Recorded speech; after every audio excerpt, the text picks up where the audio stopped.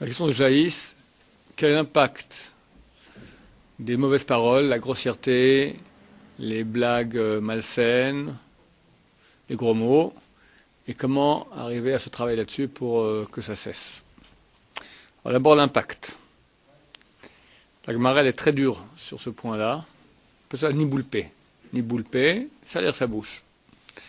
La Gemara dit que pour un niboulpé, on peut prendre 70 ans de sentences positives dans notre vie et les changer, hop, pour un mot comme ça mal placé, de changer en 70 ans de négatif.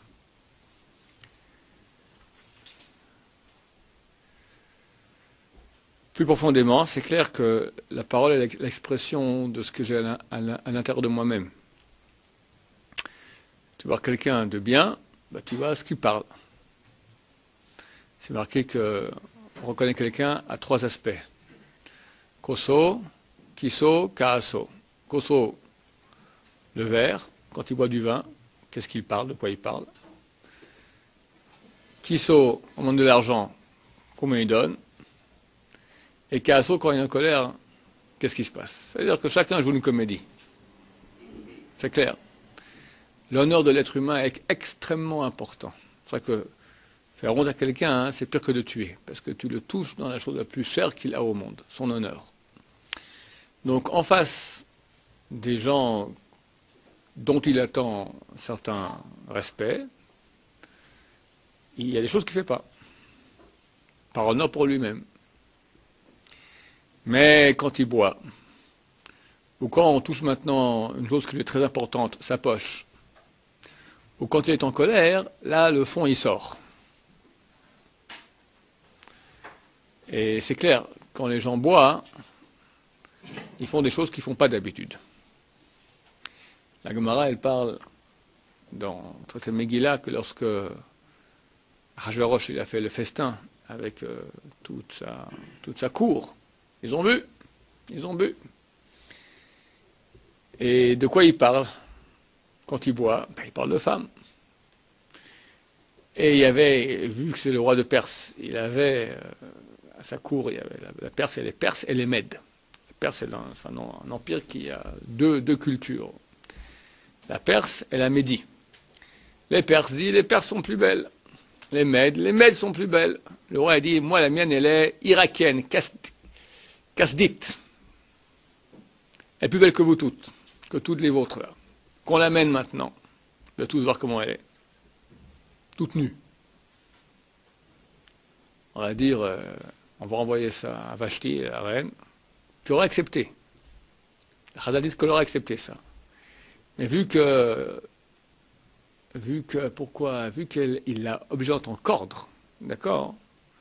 Alors elle a fait envoyer mon grand-père, c'était Nebuchadnezzar, Nabuchodonosor. Comment il dit comme ça? Lui, il buvait énormément et se tenait bien. Et le gardien des écuries, comme ça, le gardien des écuries, parce que lui, Achashverosh, était le gardien des écuries de son grand-père. Le gardien des écuries, il n'arrive pas à se retenir. Il s'est mis dans une colère terrible et il lui a coupé la tête.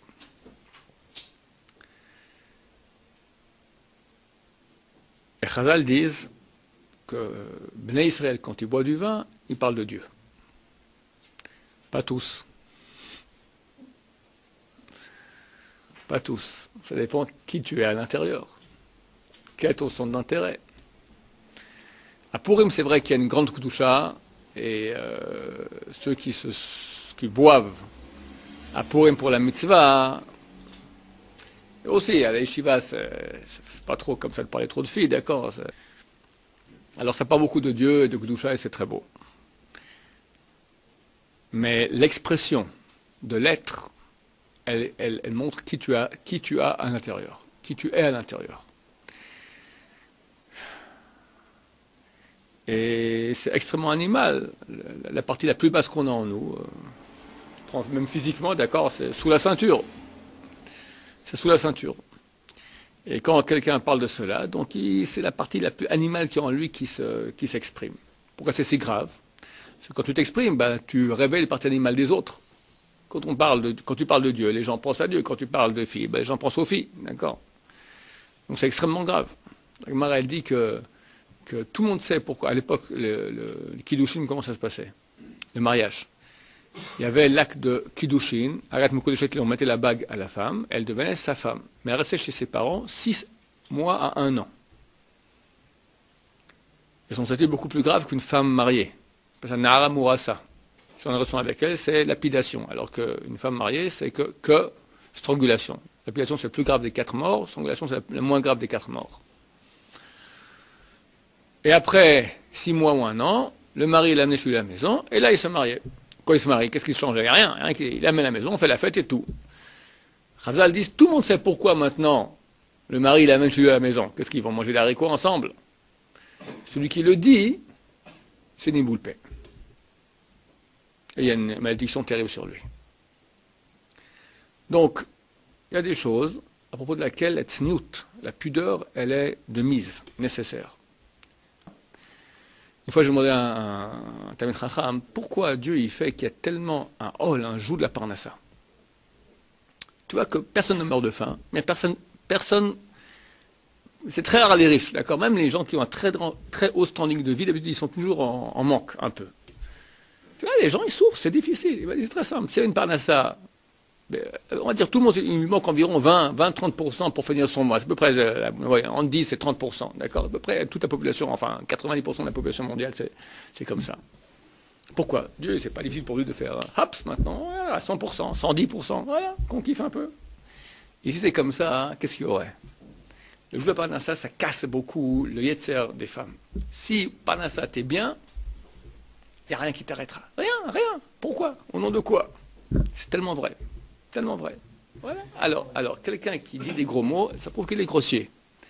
Ça veut dire qu'il est de nouveau, il est à un niveau, il est animal, brutal, égoïste. Manque de savoir-vivre. Manque de savoir-vivre. On ne parle pas de Torah maintenant. C'est marqué Der Eres Kedma la Torah. Avant d'utiliser la Torah, qui est la Torah de Dieu, il faut d'abord être un mensch. Mensch, ça veut dire un être humain bien.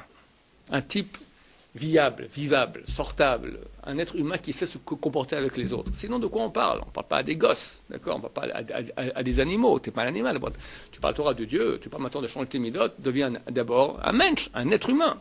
Un être humain, il y a un savoir-vivre minimal. Tu as des gens, j'avais des gens à Yeshiva qui étaient habitués à cogner. C'était leur réflexe normal de survie dans le monde qu'ils ont connu. Un jour, il se marie. Il commence à connaître sa femme, d'accord, parce que c'est comme ça que ça fonctionne. Alors, il a dû faire beaucoup de travail. Aujourd'hui, il la connaît moins ou plus, d'accord, je sais pas, on ne sait pas s'il dit la vérité de peur se faire cogner, d'accord. Mais il a dû travailler énormément. Maintenant, c'est pas toujours qu'il cogne, mais quand il s'énervait, il perdait le contrôle. Comment on ça?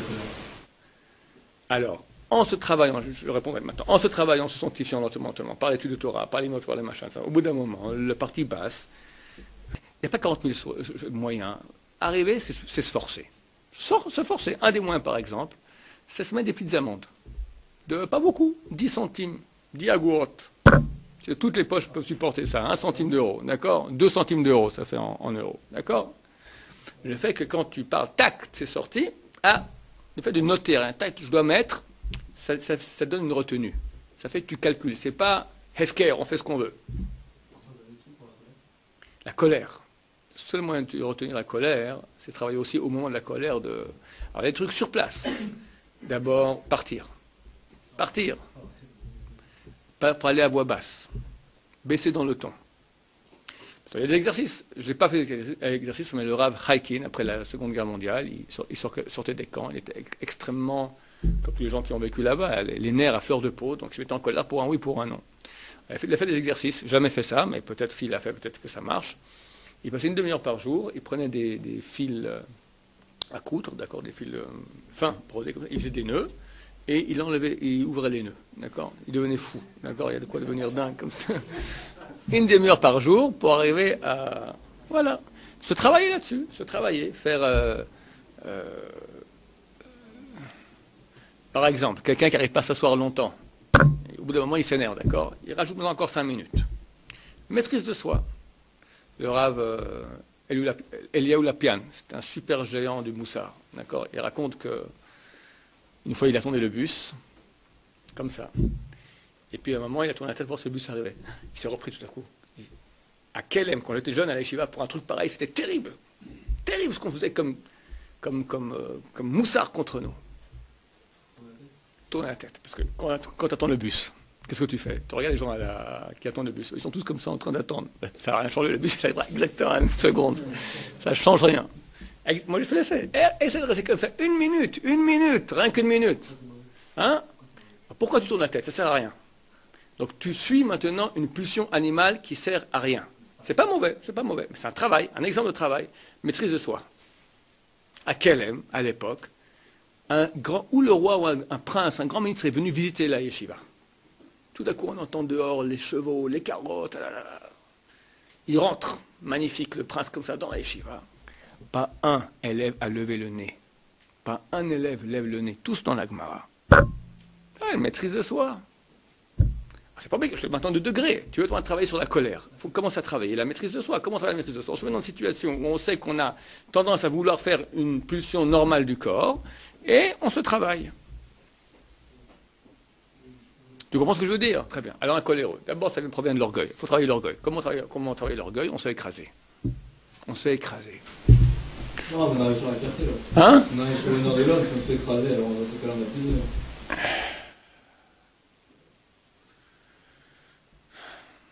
Où la nuance entre la fierté de l'homme et l'orgueil.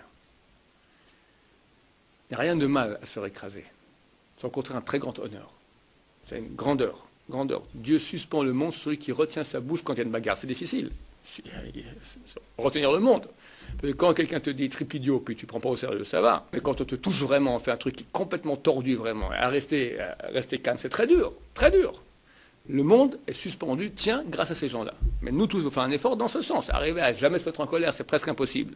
Même Moshe Rabbeinu s'est mis en colère trois fois dans la Bible, d'accord? Mais il y a un travail à faire. La colère provient de l'orgueil. C'est clair. Ça va pas comme je pense. Et ça m'énerve. Ceux qui étaient au Vort hier ont entendu, je le répétais parce que ça, c'est une idée qui me travaille depuis plus de 24 heures, qui est tellement belle. Dans toutes les histoires de tous les peuples, les héros des peuples, les grands dirigeants des peuples, ils sont connus pour quoi? Pour les guerres qu'ils ont faites, les pays qu'ils ont conquis, les victoires qu'ils ont faites. Pire, tu regardes dans les fresques babyloniennes, égyptiennes, tu vois comment ils tirent les prisonniers, d'accord, tu vois comment les prisonniers ils les tirent, etc., à moitié nus et pendus. Alors tous les dirigeants, si on regarde leur histoire, c'est leur puissance, c'est leur grandeur. Tu as un peuple, et ça je dis, il y en a un. Je veux entendre c'est qui l'autre. Qui parle ces dirigeants? David Ameller, le grand roi d'Israël, il dit, je suis un ver de terre, et pas un être humain. Je veux voir un dirigeant dans le pays qui va dire ça. Obama ou Sarkozy, je suis un ver de terre, messieurs, un ver de terre, ça. À la radio, à la télévision. Abraham Avinu, number one du peuple juif, il dit, je suis de la cendre, de la poussière. Moshe Rabbeinu, le top, il dit, qu'est-ce que je suis? Je suis Nachnouma. Hillel Azaken, président de l'État d'Israël. Président. La Gemara dans Shabbat raconte, deux juifs ont parié 400 shekels. Je vais réussir à l'énerver. Il y a un moment de pression énorme. Et chez tout le monde, ce moment de pression, c'est la veille de Shabbat. C'est la pression. Il y a une pression toujours. Et dans sa douche, il tape à la porte. Hillel est là, Hillel. Espèce de insolent, comme ça on parle au président de l'État. Kvod Arav, Mofetador, le grand Kvod Arav le Garon, Shalita, est-ce qu'il est là? Par la troisième personne. Hillel, je suis ton copain. Il sort de la douche. Oui, mon fils. Pas gentiment. J'ai une question à vous poser, très importante. Oui, mon fils, je t'écoute. Pourquoi les Chinois ont les yeux bridés? Très bonne question, mon fils. Et il lui répond de toute une réponse. Au revoir, Shabbat Shalom. Il part. Il repart dans la douche. 2 minutes après, le mot toc, toc, toc. Hillel. Espèce d'insolent. Kvod Arav. Il en sort de la douche. Oui, mon fils. J'ai une question très importante à vous poser. Oui, oui, quoi? Quelle question? Pourquoi les Africains, ils ont les pieds plats? Très bonne question, mon fils. Et il lui répond. Prends son temps. Au revoir, Shabbat Shalom, et rendez-vous dans la douche. On n'a plus le temps maintenant, c'est la pression monstre. On ne peut pas arriver en retard au Minyan, le président de l'État. Troisième fois. De nouveau une question, j'ai oublié une question complètement crétin. Oui, oui, mon fils, très bien. C'est sérieux sur la question? Bien sûr. Shabbat. Non, parce que ça m'intéresse, c'est quoi la troisième question? Comme ça, moi, je la saurai pour la prochaine fois. On en profite. Lamed, je crois. Lamed. Lamed Aleph. La première, c'est pourquoi les thermodymes, ils ont les yeux bridés.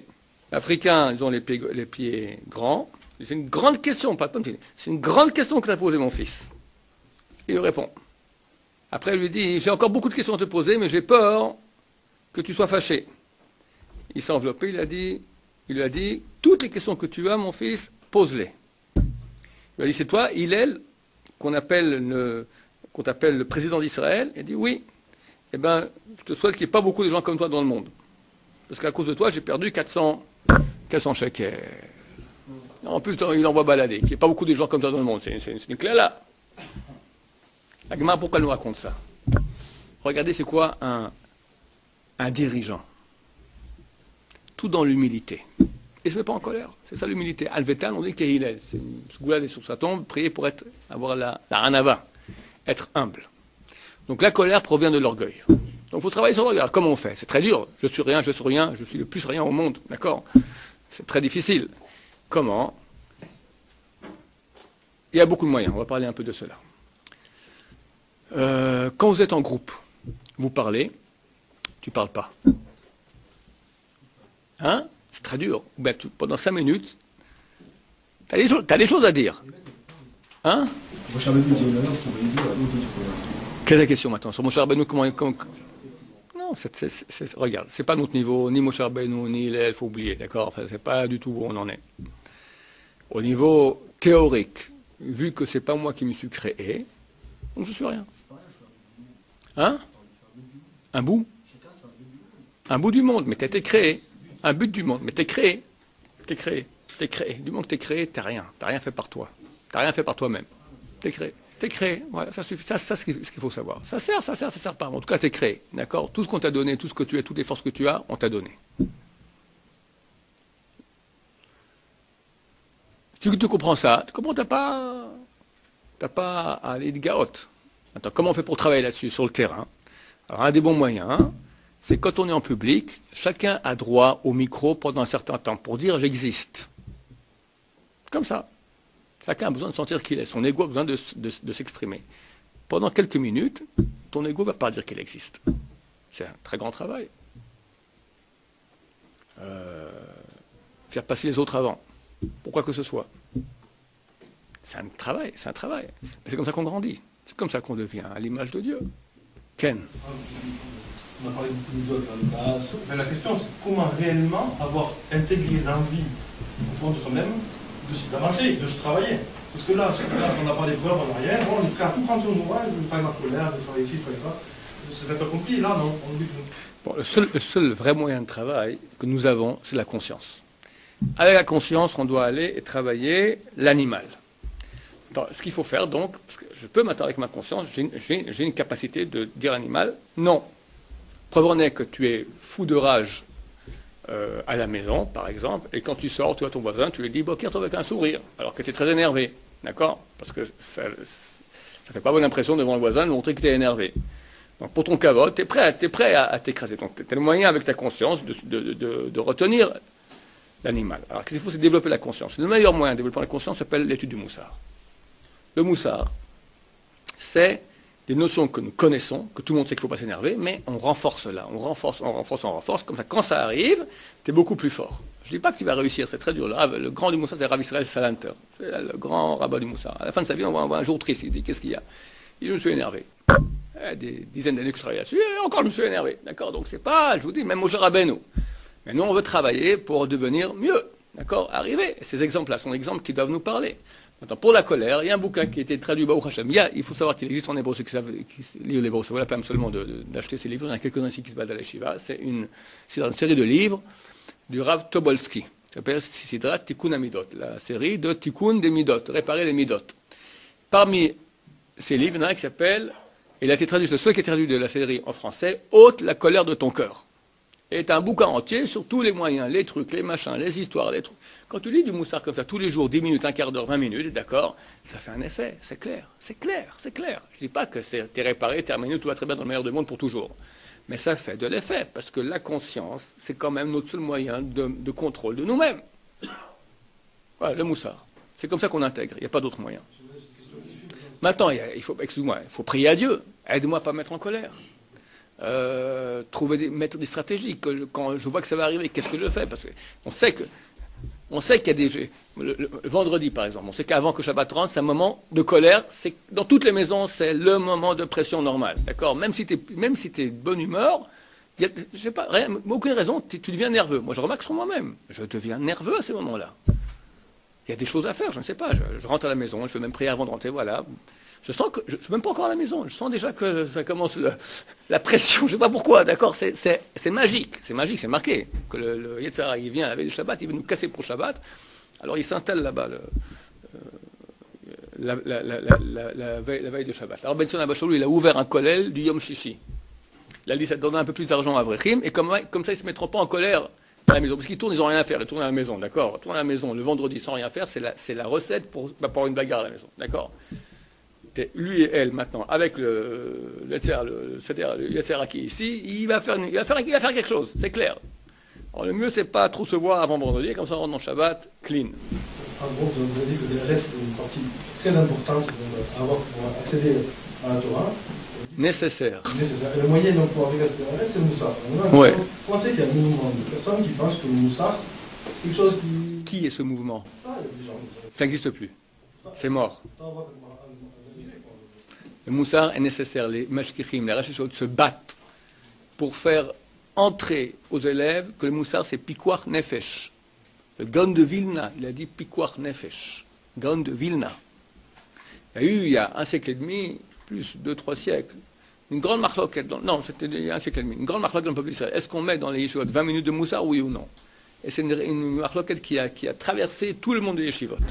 À la fin, ils ont prouvé, par A plus B, que c'est nécessaire. Nécessaire. Sans ça, aucune chance. Aucune chance. Et tu verras que le Yetzirah est très fort, parce que le Moussar, moi j'ai pris cette année d'étudier avec Binader, avec Yonatan, parce que je ne tiens pas. J'ai un Yetzirah terrible. Je ne vais pas faire le Moussar. J'ai le temps pour la Gemara, j'ai le temps pour ci, j'ai le temps pour Internet. Le Moussar, non. Et pourtant, c'est l'essentiel. Sinon, tu restes bête. Tu restes mauvais. Et des fois, tu as des gens qui savent la Gemara et les poskim et toute la Torah presque par corps, et ce sont des gens qui sont tordus. Alors ça fait un grand tordu. Et il y a des petits tordus, ça fait un grand tordu. C'est très grave. Le Moussar, très important. Il y a plein de questions, oui. Et ça, en fait, comment vous définissez Donc, tu as une réaction qui est animale. Du genre, nerf. D'habitude, c'est ça. Quand l'ego est touché, c'est les nerfs qui parlent tout de suite. D'accord? Ça provient de là. Tu vois que ça t'énerve, tu vois que c'est embêté. Tu n'es pas calme, tu es dans un système d'émotion. Tu réagis. La réaction, par rapport à ce qu'on fait, tac, tu as une réaction. C'est pas cérébral, c'est pas rationnel, c'est réactif. Ça, c'est tout de suite on annule. En aucun cas on se retient, c'est très dur. Parce que quand tu es en réaction, tu n'es pas juste. Quand le moment de pression il est passé, avec ta raison, tu regardes maintenant comment il faut agir dans ce cas-là, et tu règles le problème. Ça, c'est toi déjà, dans ta dignité. On travaille avec le Moussar. Avec le Moussar, avec la raison, avec les amendes, avec tout. C'est un travail. Mais c'est un travail, il faut travailler. Sans travail, il n'y a rien qui se fait. Sans travail, ça ne viendra jamais comme ça. Il faut oublier ça. Il faut bosser. Et c'est le but de la vie. Oui. Par exemple, si quelqu'un m'insulte ou quelqu'un me parle super mal, est-ce que j'ai le droit juste de marquer le coup en disant, tu sais quoi, je vais pas répondre? Pour qu'il voit que je me suis pas que j'en ai tenu compte, mais que moi je suis pas un animal. Excellent. Ou est-ce que je dois partir sans rien dire? C'est là tout l'écart de la. Excellent. Très bien. Je peux dire c'est quoi, je réponds pas. Moi je m'abaisse pas. Je pense que c'est une réponse. Tu peux dans les moments où tu es calme comme maintenant, mettre en place une stratégie. Comment tu réagiras quand il y aura un moment de pression? Et puis c'est une réaction qui m'a l'air tout à fait sensée. C'est pas un substitut d'une réaction. Je veux dire, Comment tu as dit exactement? Une phrase qui est vraiment propre. Quelqu'un il s'énerve, quelqu'un il t'insulte, ou quelqu'un il fait quelque chose d'humiliant en public. Ouais. Je dis, voilà, moi je vais pas répondre. J'ai pas envie de m'énerver, je t'aime bien, on va s'arrêter là. C'est très noble. Est-ce que ça dépend d'où ça sort? Parce que des fois, il y a des gens qui disent ça, mais ils ont les nerfs à l'intérieur. Regarde. Comme explique M. Charim, tu as plusieurs degrés dans les nerfs. Tu as quelqu'un qui est hors de lui. Ça veut dire que lui, il sait plus ce qu'il fait. J'ai connu quelqu'un qui me racontait une fois, il était très nerveux quand il était jeune. Il l'a amené au poste de police et il a tout cassé là-bas. Et il ne se souvient plus de rien. C'est quand même, il est possédé, d'accord? Bon, ça, c'est un niveau. Ensuite, on a un, il se souvient, mais ça dépasse les bornes. Il fait des choses qu'il n'a pas fait en normal. Après, il y en a un, il hausse dans le ton, il crie, et, il y a même la salive qui sort, mais il maîtrise ce qu'il fait. Après, il y en a un, il bouillonne intérieurement, il hausse un peu la voix, mais ce n'est pas encore les gros cris. Après, il y en a un, il bouille intérieurement, mais il dit très calmement, mais les yeux lancent des éclairs. Arriver à ne pas... Il y en a un qui s'énerve une seconde, tac, et ça se calme tout de suite. Il y en a un qui ne s'énerve pas du tout.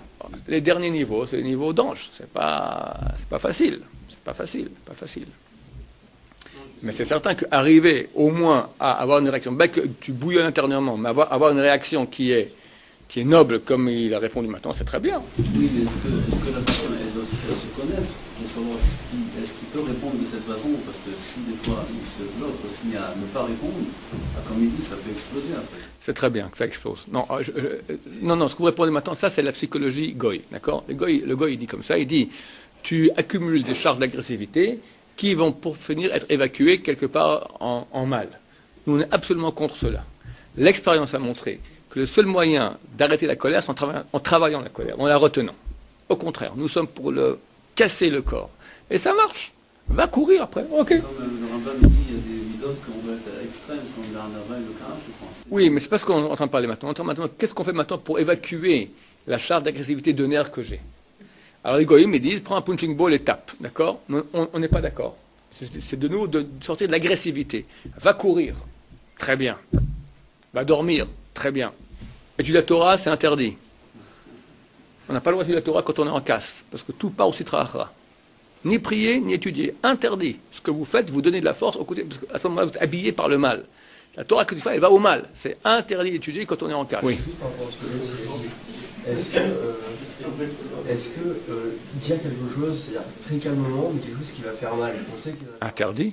Ça va être à l'autonomie. Juste par rapport à l'exemple qu'il a donné, moi je ne ferais pas comme toi. Je ne m'abaisserai pas à ce que tu fais. Il n'a pas dit ça. Enfin, c'était son premier exemple. Il n'a pas dit ça. Il dit, moi je t'aime bien, c'est dommage qu'on se bagarre, alors je préfère ne pas te répondre. Voilà, c'est tout, c'est très bien. C'était pas dans le but de détruire la personne, c'est juste dans le but de montrer... Regarde, faire du mal à quelqu'un, c'est interdit, c'est un lave de Braïta. Tu peux, quand tu fais une torah, tu le corriges, lui faire mal. Mais oui, on peut. Faire comprendre, il y a une mitzvah, mais pas maintenant. Pas du tout maintenant, pas sur le moment, parce que là, tu as des nerfs. Alors, en fait, tu marques un point. Elle ne peut pas accepter, donc en fait, tu es en train de répondre. Calme-toi, dans 3 jours, tu vas le voir. Tu lui dis, écoute, tu sais que je t'aime beaucoup. Je te dis ça pour que tu ailles au Lamaba. Comme ça, le Rambam dit, pour que tu ailles au Lamaba. Tu m'as fait ça et ça et ça. C'est pas comme ça. Avec beaucoup de douceur et de gentillesse. Voilà. Et là, tu marques le point bien. C'est pas que tu es en train de te venger. Parce qu'il va pour te venger, ça ne marchera pas, il ne va pas accepter. Il va comprendre que tu veux l'aider. Et là, il peut accepter. Et tu l'aides vraiment. Quand tu es en bagarre et tu réponds à ce moment-là comme ça, c'est pas pour l'aider, c'est pour marquer. Regarde, toi tu m'attaques comme un bulldog, moi je te tape comme un type intelligent, mais je suis plus fort que toi. Mais en fait, tu es dans le mode bagarre, qui est plus fort. On veut sortir de là, on n'est pas là-dedans. Ouais, encore 2 questions, on s'arrête. Oui. Et si quelqu'un nous frappe, on ne veut pas. Oui. Alors, se défendre, on peut se défendre, c'est clair. Si on rend sur place, c'est pas considéré comme une vengeance. Parce que c'est direct. Oui. Vous avez parlé du collège là-bas. Est-ce que la fuite, ça va vraiment changer quelqu'un? Il y a toujours la fuite, on fuit toujours tout, mais dès qu'on se confronte à la chose, on est des minables. Alors est-ce que la fuite... Regarde, si tu es capable, alors ta question elle est que la fuite c'est bon, est-ce que pas mieux se confronter? Si tu es capable de confronter et de réussir, c'est mieux. Si tu sais que tu as droit à l'échec, pourquoi passer un mauvais Shabbat? C'est dommage. Alors l'homme il change jamais. Si tu es capable. C'est qu'à votre... J'arrivais, faut le connaître. Ouh là là, il y a suffisamment d'entraînement dans la vie. Si tu sais, moi je sais que la veille de Shabbat, je suis en pression. Bon, Hachem, je ne me mets pas en colère, tout ça, mais je sens que je suis en pression. Je suis en pression. C'est dommage, parce que quand on se met en colère, Rabbeinu Hari dit un truc terrible. Il dit que notre Neshama part avec toutes les mitzvot qu'on a fait, ils ne reviennent pas. Tu recommences tous à zéro. Après, ok, le Sitra Achra, une Neshama du côté mauvais qui vient. Après, quand tu te calmes, elle repart sur le mauvais. Et maintenant, qu'est-ce qui se passe? C'est pas celle qui revient avec les mitzvot. Tu recommences tout ton compte à zéro. C'est terrible. Moi, je voulais expliquer pour atténuer Rabbeinu Hari que c'est pas que toutes les mitzvot que tu as fait partent et tu les as plus, c'est terminé, tu es revenu à la Maba, tu n'as plus rien. Dans le compte de la Maba, c'est resté. Mais le mérite que tu avais, la kedusha, la proximité de Dieu, elle part. Donc nous, on travaille pour être proche de Dieu, en une seconde, ça peut partir. Donc qu'est-ce que je fais? J'essaie de mettre en place un système qui fera... Je sais que par exemple, voilà, moi je travaille ici assez tard le vendredi, et j'arrive, je me laisse 2 heures avant Shabbat pour quitter ici. Des fois c'est un peu jazz, d'accord, je prends 2h15, je sais le temps qu'il me faut, mais si je vois qu'il y a trop de pression, je me travaille pour me laisser plus de temps, pour avoir le temps de faire tout ce qu'il faut faire. Venir plus cool, d'accord, laissez pas le temps, je partirai à la synagogue une demi-heure avant le temps. Comme ça, même si je suis en retard, je suis encore dans les temps. Il y a moins de pression. C'est pas mauvais. Pourquoi se mettre effectivement dans une situation où tu es extrêmement pressé pour après avoir toutes les chances de crier et t'énerver? C'est très dommage, c'est très dommage. Alors je te dis, si tu sais que maintenant, moi je donne des moyens techniques qui sont faciles. Pas parler en public, laisser parler des gens avant toi. Quand on te dit quelque chose, tu laisses passer, tu réponds pas toujours. Ça, c'est des choses, c'est du domaine du possible. Non, te mettre en situation maintenant de nerfs, et maintenant je vais me retenir quand je suis énervé, c'est dommage. Parce qu'être en nerfs, déjà, c'est mauvais. Alors pourquoi je vais être en pression?